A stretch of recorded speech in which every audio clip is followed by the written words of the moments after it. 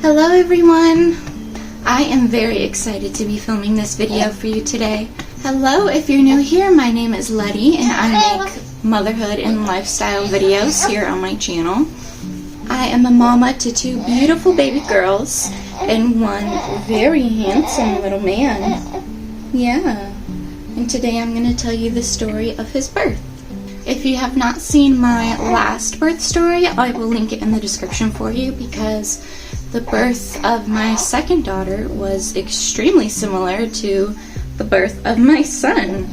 He was our second natural water birth at a birth center.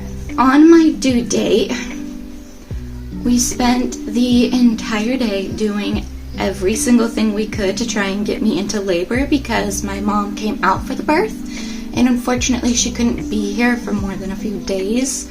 So I really wanted him to be born before she had to go back home.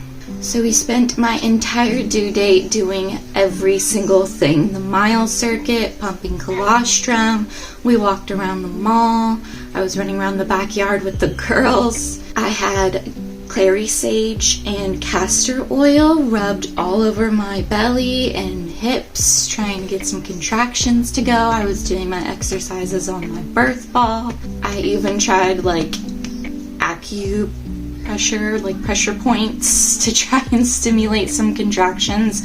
Nothing worked at all. I had some mild contractions here and there throughout the day. I could talk through them, I could ignore them very easily. They weren't actually doing anything. So I went to bed that night very discouraged, and I didn't think he was gonna come for like another week or so, which was a little disappointing. So I laid in bed that night and prayed my heart out to God and gave it to him. I put it in his hands, just as I did this entire pregnancy. I just let it go and let God's will be done and let him be born on his time and not my time. I woke up a few hours later that night, about like 1 in the morning, so I could go to the bathroom. And as I stepped into the bathroom, I had some leaking, which was super weird. I went pee and emptied my bladder, laid back down, and thought if I do go into labor soon, I am definitely going to need the rest. So I didn't wake anybody up, I didn't say anything, I just went back to sleep. I woke up in the morning and I went out into the backyard with the girls. I was talking to my mom. I told her about the leaking that I had experienced a few hours earlier, and I was having some very mild contractions about every 10 minutes. My mom put her hand on my belly and she could feel them. When we went inside to make some coffee, we were standing in the kitchen talking, and I had to stop mid-sentence so I could announce my water just broke. My husband was sitting on the couch. He got up, grabbed the towel to put on the floor for me. I was just standing there. I did put a Depends on after I leaked a little bit because I didn't want to ruin my mattress. So I was standing there. I picked up my phone to call my midwives. I told them I was having the mild contractions every 10 minutes, so they said to just, do the mile circuit, maybe pump some colostrum, about 10 minutes on each side, alternating for an hour. I went for a walk with my mom up and down the street. I sat on my birth ball and was doing all the exercises to try and get his head to engage, to put more pressure on my cervix so that way I would start contracting. I had more clary sage and castor oil all over my belly. I ate a whole bunch of spicy food. Nothing was working. The contractions fizzled out like 10 minutes after I called my midwives. They were extremely good at keeping up with me throughout the day, checking in on me, giving me great advice and things to do to try and get contractions going. But nothing was working, just like my last birth. I even had to sit backwards on the toilet because I was leaking so much fluid even though I wasn't contracting. I had soaked through 6 Depends that day, even after pumping colostrum. We went for another walk. Everything I did, nothing worked. I tried laying down and relaxing. I tried absolutely everything. I even drank my Laborate that I made to see if the red raspberry leaf tea would start getting contractions going. Nothing worked. My midwife gave me a call and said, how about you come in, because I had considered drinking castor oil, so she was going to give me like some information about that and talk about what we could do to get contractions going, since my water had been broken for several hours now and nothing was happening. So my husband and I drove over to my midwife's office thinking we would just get some castor oil, head back home, maybe go back in a few hours. So I did not bring anything. All we had was the car seat and the birth bag in the car since my water broke, so that way when we needed to go, we could just get in the car and go. But I didn't bring any food. I didn't tell my mom anything about like the girls' night routine, how to use the TV for themselves, nothing like that, because we thought we were just going to come right back. Well, we went to the office, saw my midwife. We had a discussion about the castor oil. My husband asked if we should get a cervical check just so we can have an idea of where I was, so that way when contractions picked up, we knew like to gauge the time of how soon in we should go to the birth center. So I was totally okay with that. I went to get my cervix checked. I was only dilated to 3 centimeters, which sounded about right, being a day after my due date and being with my third baby. 3 centimeters checked out since I wasn't having any contractions. Although she could feel a bulging bag of water, just like my last birth. So my husband and I were laughing the entire time. My midwife said the same thing as my last midwife. She had never seen anybody not have contractions for so many hours, yet be leaking so much fluid. Apparently I just make a lot of amniotic fluid and really strong amniotic sacs. She broke my water for me because I asked her to. And then we moved on into the birth center. I sat on the birth ball and pumped colostrum 15 minutes on each side, alternating for an hour. I sat on the birth stool after that, trying to get his head to engage. And after I had pumped the colostrum for an hour, I felt really pushy.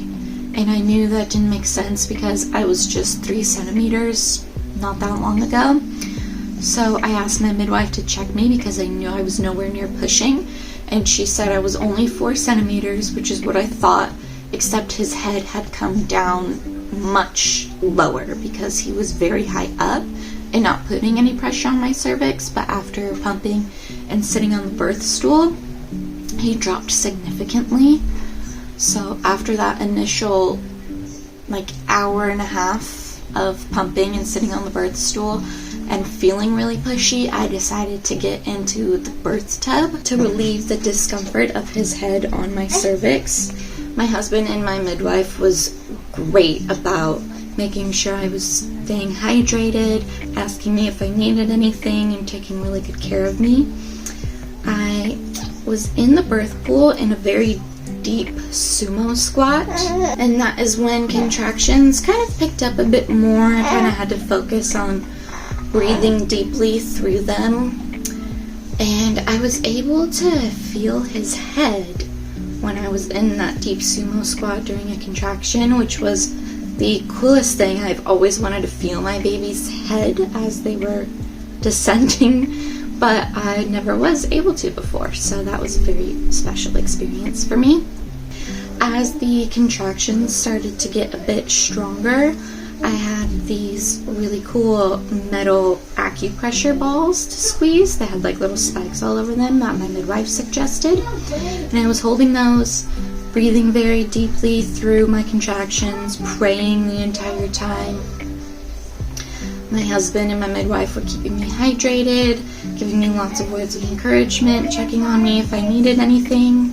I was only in the birth pool for about 90 minutes maybe with those contractions, before I looked up at my husband, who was sitting across the room, and just called out, "I think he's coming out." He ran to go get my midwives. They came in the room. I was still in that like sumo squat, leaning over the tub, breathing, holding the acupressure balls in my hands. And my midwife like came in, they dimmed the lights and everything. She, was very good at checking to make sure the cord wasn't in the way, and his head was coming down beautifully and reminding me to breathe deeply. I had hit transition when I yelled that, so I started getting very vocal and loud, and the pressure of his head coming through my pelvis hurt really bad. I actually did not feel the ring of fire this time. I did with my last birth, which is what I was worried about with this birth. I actually did not feel the ring of fire. It was just the pressure of his head in my pelvis that felt very uncomfortable. So I asked my midwife if I could try the nitrous oxide gas, and that helped distract me a lot, so that way I could just focus on breathing and vocalizing him down and out rather than just being so focused on the discomfort and the pain that it was causing. My midwife was putting some counter pressure on my back for me to help distract me as he was coming down. I really wanted to try and catch him. I'd like bring him to my chest myself, but I was holding one hand with the nitrous oxide so I could breathe in, and the other hand had my acupressure ball, and those were really helping me be distracted from the pain.